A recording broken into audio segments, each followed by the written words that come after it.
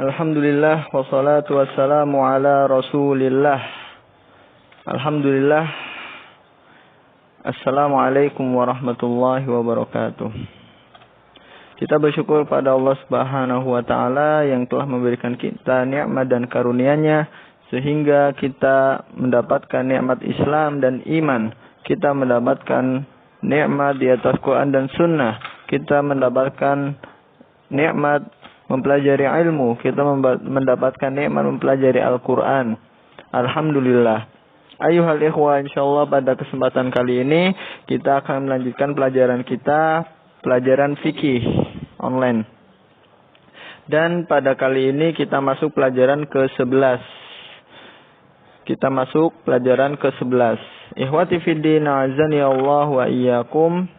Bismillahirrahmanirrahim. Kita masuk materi ke-11. Alhamdulillah. Yaitu hadis ke-16. Hadis ke-16. An Abdullah bin Abbas radhiyallahu anhuma qala marra an-nabiy sallallahu alaihi wasallam biqabraini faqala innahuma la yu'azzabani wa ma yu'azzabani fi kabirin amma ahaduhuma fakana la yastatiru minal bawli wa amma al-akharu fakana yamshi bin namimah fa akhadha jaridatan radbatan fashaqqaha nisfaini فغرز في كل قبر واحدة فقالوا يا رسول الله لما فعلت هذا قال لعله يخفف عنهما ما لم ييبسا عن عبد الله بن عباس رضي الله عنهما قال مر النبي صلى الله عليه وسلم بقبرين فقال إنهما لا يعذبان وما يعذبان في كبير أما أحدهما فكان لا يستتر من البول وأما الآخر فكان يمشي بالنميمة فأخذ جريدة رطبة فشقاها نصفين فغرز في كل قبر واحدة فقالوا يا رسول الله لما فعلت هذا قال لعله يخفف عنهما ما لم ييبسا.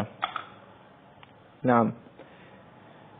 Hadis diriwayatkan oleh Abdullah bin Abbas. Abdullah bin Abbas adalah anaknya Abbas bin Abdul Muttalib. Berarti siapa Abbas? Abbas adalah pamannya Nabi SAW. Maka Abdullah bin Abbas adalah sepupunya Nabi SAW. Abdullah bin Abbas bin Abdul Muttalib. Karena Abbas dan Abdullahnya ayahnya Rasulullah itu kakak beradik, anaknya Abdul Muttalib. Nah, karena Abdul Muttalib memiliki memiliki anak Abdullah, kemudian Abu Talib, kemudian Abbas dan lainnya.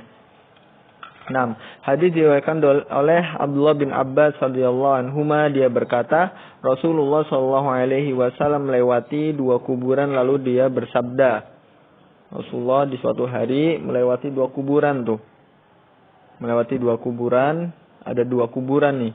Kemudian Rasulullah bersabda untuk kedua kuburan itu. Sesungguhnya keduanya sedang disiksa.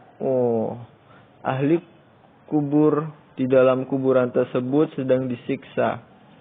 Innahuma la yu'azzabani, keduanya sedang disiksa. Dan keduanya disiksa bukan karena sesuatu yang besar. Keduanya bukan disiksa karena melakukan perbuatan dosa besar.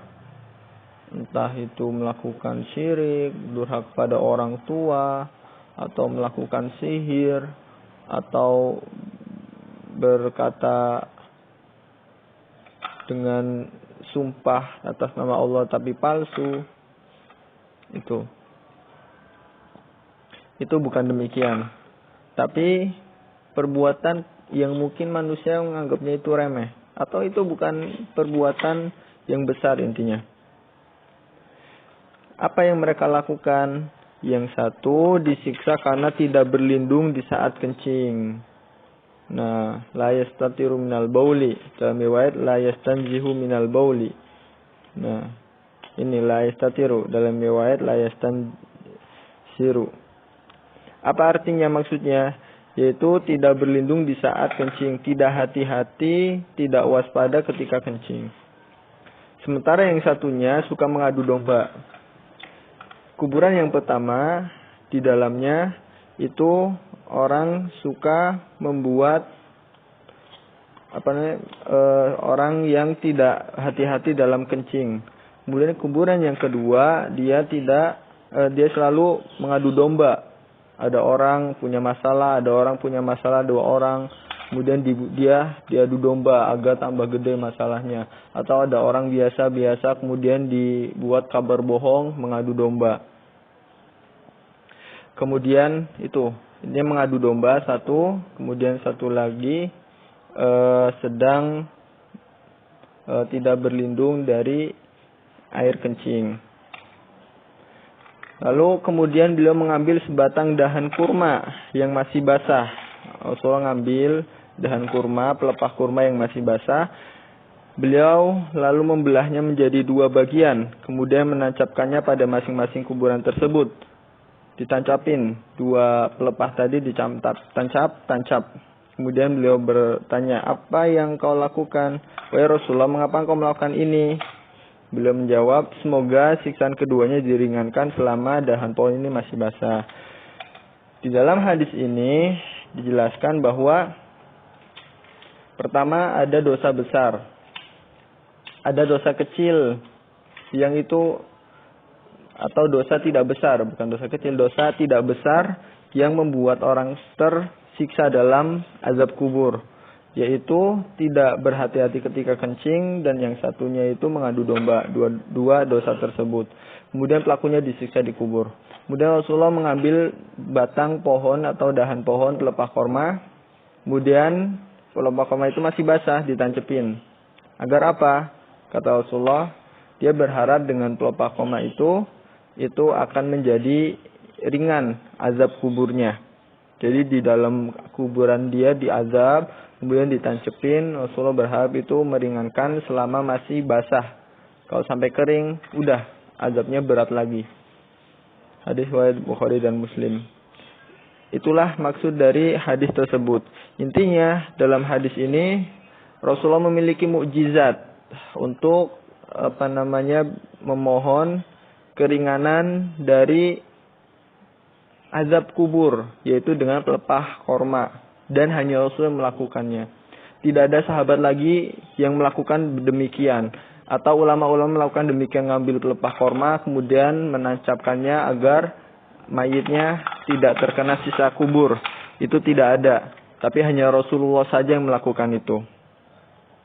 Nah, ikhwani fiddin, azani Allah wa iyyakum. Karena Rasulullah saja yang melakukan itu, maka ini menjadi amalan khusus Rasulullah. Tidak dilakukan oleh orang banyak. Tidak dilakukan